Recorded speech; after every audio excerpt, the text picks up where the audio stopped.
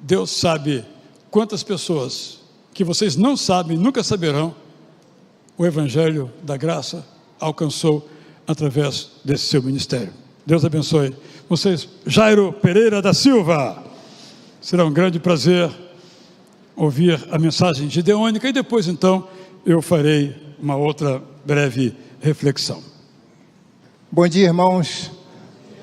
Trago o abraço do Ministério Gideônico em todo o mundo, em 5 continentes, especialmente do Gabinete Rio Tijuca, do Gabinete Estadual, Nacional e Internacional.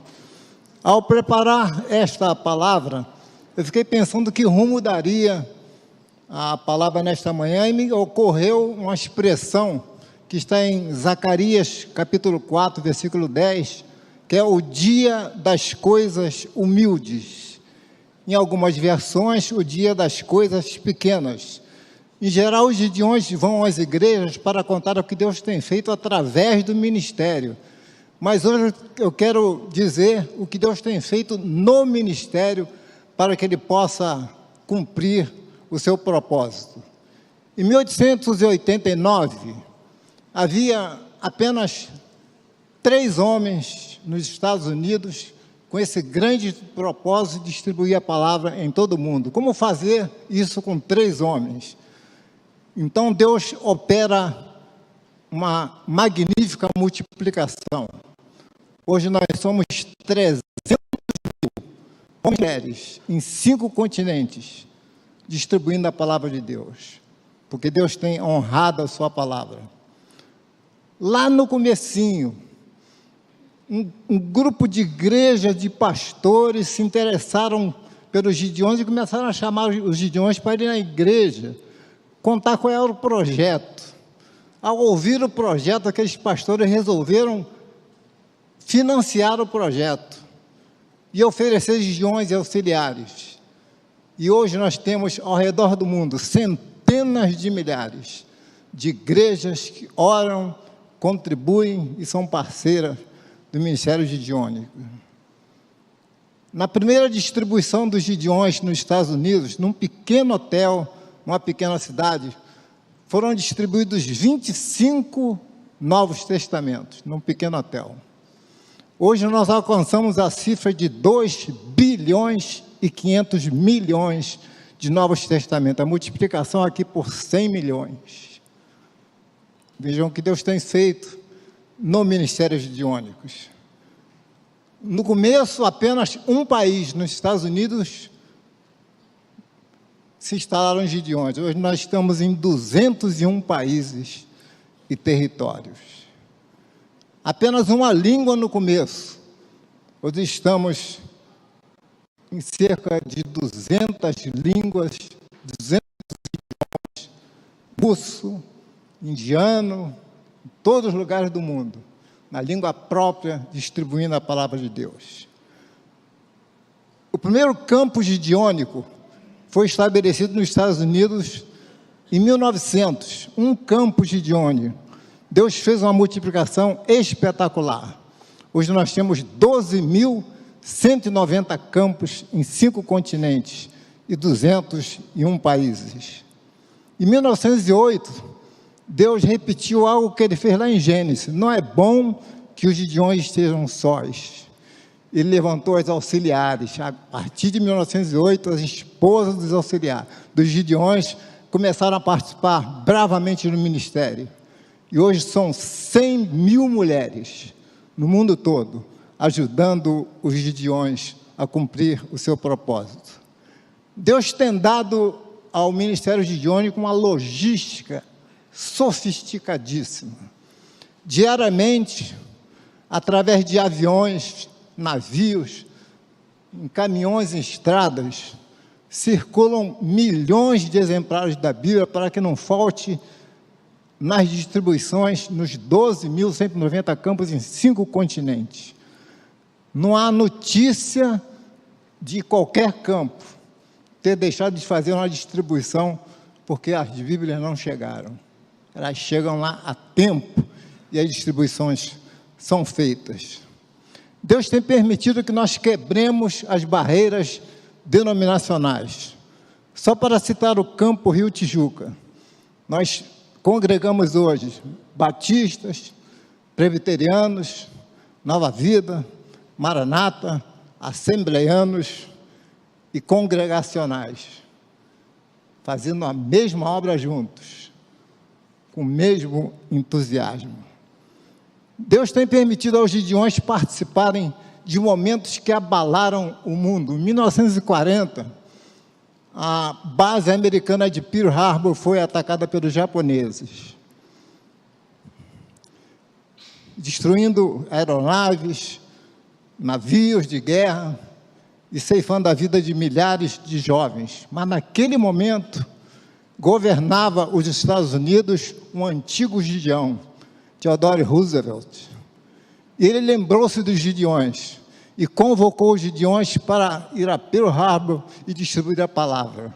Foram distribuídos 40 mil Novos Testamentos para aqueles soldados. E ele mandou uma carta que ia dentro do Novo Testamento dizendo assim: agora também armados com a palavra de Deus. Em 1968, um evento também que abalou o mundo. O primeiro astronauta, Aldrin, lá de dentro da sua astronave, pegou a Bíblia e leu: no princípio criou Deus os céus e a terra. Aquela Bíblia ele recebeu na NASA, das mãos de um Gideão. Em 1989, caiu o Muro de Berlim. Outro evento que abalou o mundo, mudou a face do mundo. Aquela crescimento avassalador do regime soviético, que parecia que não teria fim. Naquele dia caiu. E nesse exato momento, os Gideões inundaram a antiga União Soviética, com 60 milhões de Novos Testamentos na língua russa. Glória a Deus por isso, meus irmãos. Quero agora, já finalizando a minha palavra, contar um evento típico dos Gideões, que é uma distribuição. Eu e o Leonardo fomos a uma escola chamada Gonçalves Dias, ali em São Cristóvão. Nesse evento, aparecem todos esses elementos que eu elenquei até agora: igrejas, orações, recursos financeiros, gideões, auxiliares, tudo está presente numa distribuição. E não faltou nenhum fruto da palavra, e não faltou também a dificuldade que o pastor citou aqui no começo. Eu e o irmão Leonardo levamos meia hora para convencer o diretor a deixar-nos distribuir a palavra. Ele falou: não, na minha escola não, vocês não vão distribuir. Depois de meia hora, a gente resistindo ali, ele falou: não, vocês podem distribuir lá fora do portão, mas aqui dentro não. Marcado dia, estávamos lá na hora certa para distribuir, e pedimos para avisar o diretor que estávamos lá. Aí veio uma senhora e falou assim: o diretor não veio. O diretor não está presente. Aí eu olhei para o Leonardo: e como é que vai ser? Aí ela falou assim: mas a secretária vai receber os senhores. A secretária veio, abriu os portões.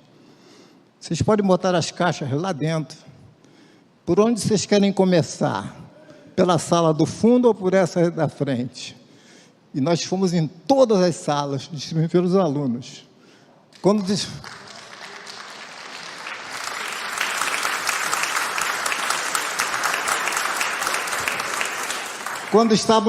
terminamos a distribuição, aquela secretária, Luísa Wakgawa, chamou a gente junto e falou assim: alguns anos atrás, vocês estiveram aqui e me deram uma Bíblia. Eu li, aceitei a Cristo, eu, meu marido, meus 2 filhos e uma cunhada. Deus é grande. Encerrando então a minha palavra, pastor, eu quero louvar a Deus pelo ministério dessa igreja. Essa igreja segue a tradição daquele grupo de igrejas e de pastores que lá no começo apoiaram, investiram, oraram pelos Gideões. E aqui está, como uma daquelas igrejas, está Curuçá fazendo a mesma coisa hoje. apoiando os Gideões, investindo recursos financeiros, fornecendo Gideões e auxiliares. E nós queremos louvar a Deus agora, pelo seu ministério, pelo ministério dessa igreja, e com expressão desse nosso louvor. Eu peço aos Gideões e auxiliares que fiquem de pé, e com esse gesto nós dizemos, nós louvamos a Deus pelo ministério dessa igreja e pelo seu ministério, pastor. Muito obrigado. Fica um pouquinho, Jairo, por favor. Eu ia pregar um outro sermão, mas não é possível, não tenho como pregar um outro sermão. Eu tenho que falar desses assuntos aqui. Então, quantas Bíblias foram distribuídas na primeira vez? 25. 25 exemplares do Novo Testamento. 25. 25. 25.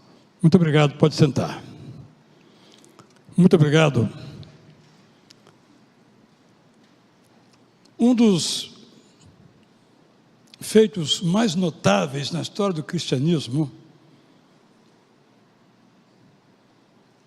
aqui agora manifesto, eu achava que sabia tudo sobre os Gideões, mas hoje acabei de saber que eu não sabia nada.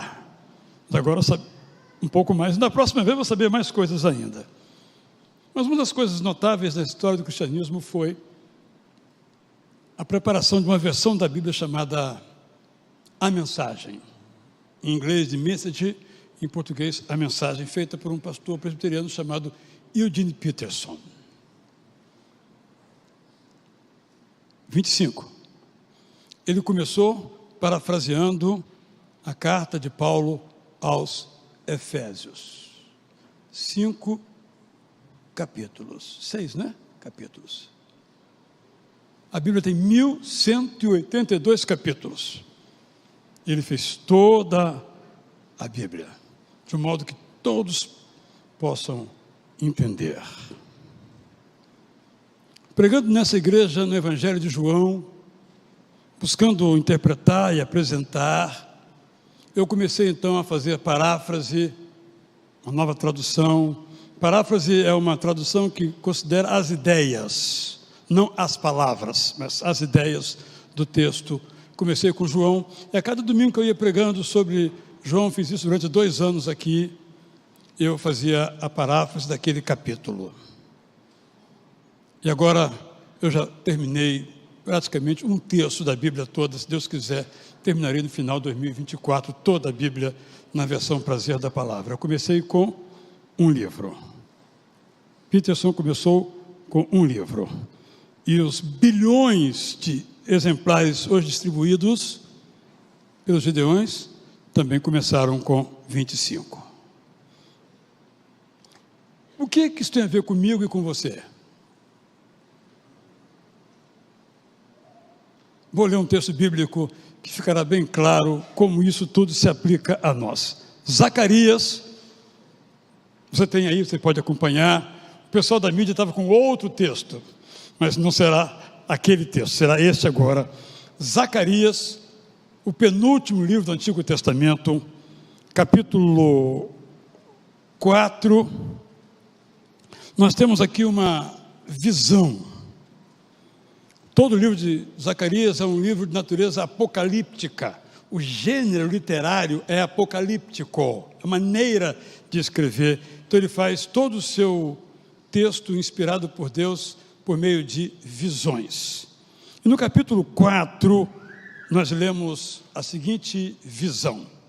O anjo que falava comigo voltou e me despertou, como se desperta alguém do sono. Ele me perguntou: o que você está vendo? Respondi: vejo um candelabro todo de ouro e um vaso de azeite em cima com suas 7 lâmpadas e seus tubos, 7 tubos, um para cada uma das lâmpadas que estão em cima do candelabro. Junto ao candelabro, vejo 2 oliveiras, uma à direita do vaso de azeite, a outra à sua esquerda. Então perguntei ao anjo que falava comigo: meu senhor, o que é isso? O anjo que falava comigo disse: você não sabe o que é isso? Respondi: não, meu senhor. Ele prosseguiu e disse: esta é a palavra do Senhor a Zorobabel, não por força, nem por poder, mas pelo meu Espírito Santo, diz o Senhor dos Exércitos. Quem é você, ó grande monte? Diante de Zorobabel, você será uma planície. porque ele colocará a pedra de remate do templo em meio às aclamações. Haja graça e graça para ela. Novamente a palavra do Senhor veio a mim dizendo: as mãos de Zorobabel lançaram os alicerces desse templo, e as mãos dele vão terminar a construção, para que vocês saibam que o Senhor dos Exércitos é quem me enviou a vocês. Pois quem despreza o dia dos humildes começos, esse ficará alegre ao ver o prumo nas mãos de Zorobabel. Aqueles 7 olhos são os olhos do Senhor, que percorrem toda a terra.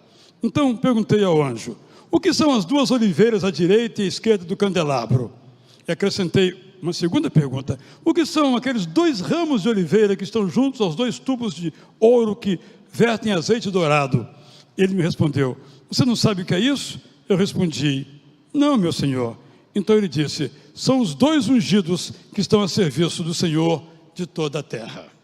Eu não vou expor esse texto aqui, até porque não era o meu propósito, mas me deparo aqui com essa expressão colocada num contexto específico da construção de um templo. Só lembremos o contexto. O povo tinha vindo do exílio. Não tinha grandes recursos, nem era muita gente. Os que ficaram tiveram muitos problemas, muitos morreram. Conta a história que nós começamos a comer a fome que era para sustentar os outros, uma tragédia. Mas decorridos alguns anos, 70 anos, segundo a profecia de Daniel e os fatos históricos demonstram, esse povo voltou, liderado aqui por Zorobabel. Dinheiro escasso, recursos humanos escassos. Como construir um templo? O templo de Salomão era o templo de Salomão, mas foi destruído. E agora, como reconstruí-lo? Então, quando os profetas Ageu, por exemplo, e Zacarias começaram a pregar: vamos construir o templo, a resposta foi, em grande parte, o descrédito, às vezes o deboche. Como? Está maluco? Como que nós vamos construir esse templo? É por isso que aquele que despreza o tempo de humildes começos vai ver que está equivocado quando vir na mão o prumo, isto é, a ferramenta para a construção. Irmã, olhando aqui a história dos Gideões, o que eu trago para mim, eu trago para você? Jovens, adultos, adolescentes, só tem uma maneira de começar, é com 25. Ninguém começa com 2 bilhões de Bíblias distribuídas, começa com 25. Como Peterson começou com um livro de Efésios, sem nenhuma intenção de um grande projeto de continuar, e depois ele continuou e terminou. Se você olhar para a sua vida, é a mesma coisa que você vai observar. Mas o que acontece quando nós começamos pequeno? Nós mesmos duvidamos de que podemos fazer o que nos propusemos a fazer. Em volta de nós, as pessoas dizem: você não vai conseguir. Cadê o recurso humano? Cadê o recurso financeiro? Cadê o recurso físico? Cadê?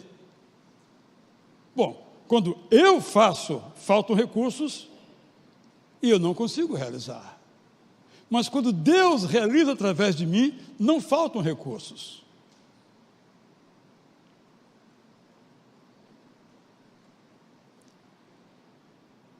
Talvez você, ao longo de sua vida, em um momento ou em outro momento, desejou começar um projeto e talvez não tenha começado.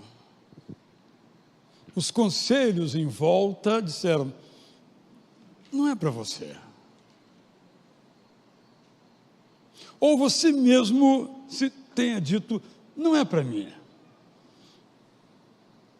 Eu tenho lutado contra isso pessoalmente ao fazer essa versão da Bíblia prazer da palavra. Eu disse: Senhor, será que sou eu isso? Eu não tenho toda essa capacidade, mas me capacita. Eu quero começar, continuar e completar. Estou dando esse testemunho porque eu sei que é a experiência de todos vocês aqui. Um irmão nosso recentemente fez uma prova para um concurso muito difícil e não passou. Conversamos agora no intervalo. Não passou. Eu perguntei, e o que você vai fazer agora? Vou fazer de novo.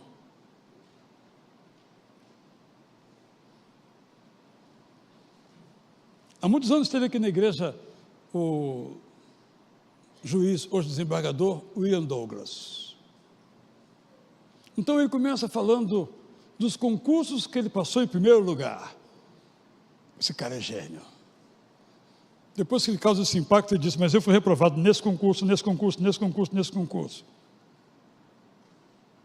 Mas ele persistiu e passou. Muitos jovens aqui querem fazer algumas faculdades em que o gargalo é muito fininho, o funil é quase microscópico. Muitos candidatos, poucas vagas. Raros passam da primeira vez. Mas os que passam são aqueles que persistem. Fazem quantas vezes forem necessárias para alcançar o seu objetivo. Dei um exemplo e tantos outros que nós temos na vida. Quem sabe nesse momento você tem um sonho, mas não é para você. É difícil, é caro, é demorado. Não é para você. Não é para você mesmo. Se Deus não estiver com você nesse assunto. Mas se estiver, lembram do texto? Ó poderosa montanha, de Israel, porque eu estou com ele, vai virar uma planície. Quem aqui é mais antigo, não é do meu tempo, confesso, mas leio nos livros, sabe que ele na estação da Carioca, ali tudo era um morro, e hoje é o quê? Uma planície. Tem até uma estação de metrô ali, só ficou o mosteiro, o resto toda aquela esplanada onde está a Petrobras, tudo era um morro. Hoje é uma planície. Morros viram planícies. Então eu trago essa palavra inspirado grandemente aqui, viu? Na sua palavra tão inspiradora, com informações tão valiosas, de que algumas coisas sequer vocês imaginavam, a mulher recebe o Novo Testamento, vocês nunca mais tiveram nenhuma notícia. Agora ela diz, entra, a casa é sua. Que vocês me entregaram aqui há tanto tempo, toda a minha família, através dessa leitura. Vocês imaginavam isso? É assim a nossa vida. Quando você começa alguma coisa, temos aqui a nossa irmã Silvinha, desculpe Silvinha, de novo citar você aqui. A Silvinha é uma militar, já está formalmente de pijama, mas não está de pijama, porque não deixaram ela colocar o pijama na Marinha. Ela começou na Marinha um trabalho, só ela, sozinha, um trabalho para que as famílias dos militares da Marinha, que tinham crianças especiais, pudessem receber um tratamento e um cuidado também especiais. Esse programa da Marinha, quem começou? Pequenininho, uma palestrinha, desculpe aqui o diminutivo, só para exagerar um pouco, pela irmã Silvia, que Deus colocou no coração dela. Hoje era uma referência no Brasil inteiro. Ela é competente? Não é não. A Silvia é boa, mas não tem essa competência toda não. Mas é o Espírito de Deus que faz montanhas virarem planícies, e no caso da Marinha, virarem rios e oceanos, não é verdade? Então, esse é o ponto, porque às vezes, meus irmãos e minhas irmãs, desculpe a rudeza com que eu vou dizer, muitos de nós ficamos esperando alguma coisa acontecer para nós então fazermos. Mas é você que tem que fazer a coisa acontecer. Ore, meu Deus, o Senhor realmente quer que eu faça isso? Todos os dias eu oro, no meu caso específico. Todos os dias eu oro. Eu não posso errar, é a palavra de Deus. E cada vez mais eu me aposto da ideia de que Deus está nesse assunto. De que, através desse trabalho de uma nova tradução, milhares de pessoas vão aceitar a Jesus como Senhor e Salvador, porque a Bíblia é poderosa. E se for clara para que todos entendam, mais efeito terá ainda. Mas todos os dias eu oro a Deus, eu consagro isso a Ele. Isso se aplica a qualquer área da vida.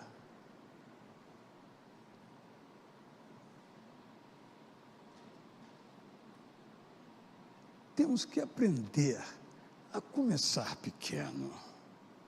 Porque, como eu disse, nós só começamos pequeno. Não tem como começar grande. A gente começa pequeno.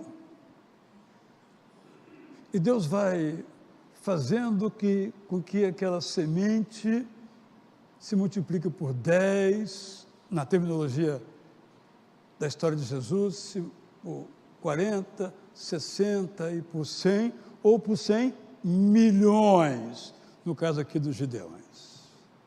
Então, meu irmão, minha irmã, o que é que você está esperando para começar? Não sei, nem sei se se aplica a você, mas Deus me colocou no coração esta palavra, então, para lhe dizer. Seja na área profissional, na área familiar, na área educacional. Esta é a hora. Zorobabel, levanta o prumo. Levanta o prumo e começa a construir, porque o templo vai surgir. E diz a Bíblia que quando o templo ficou pronto, aqueles mais antigos choravam quando viram aquilo, porque não acreditaram. Mas algumas pessoas se colocaram nas mãos de Deus e o templo foi erguido. É chamado templo de Esdras, ou templo de Zorobabel, ou segundo templo, enquanto que o outro é de Salomão, ou primeiro templo. Perdurou, ele foi inaugurado por volta do ano 521 a.C. Perdurou até o ano 70, quando foi destruído, embora tenha sido reformado antes por Herodes o Grande, ampliado. Mas ali estava o templo, que começou pequeno. Comece pequeno. Coloque nas mãos de Deus, se esse sonho nasceu primeiro no coração dele. E vá fazendo. Talvez demore anos, meses. Só Deus sabe. Mas ele diz, continua. Espero que esse exemplo, muito mais do que as palavras que eu disse aqui, este exemplo possa inspirar vocês. Porque realmente, como você disse, não é, Jairo? Quem podia imaginar que um grupelho distribui 25 Novos Testamentos? E esse sonho atravessa oceanos. 201 nações, 200 idiomas. Começou como? Em um só idioma, num lugarzinho, e hoje é essa potência mundial, talvez mais poderosa do que a ONU, nos resultados que consegue para as vidas das pessoas. Deus continue abençoando vocês.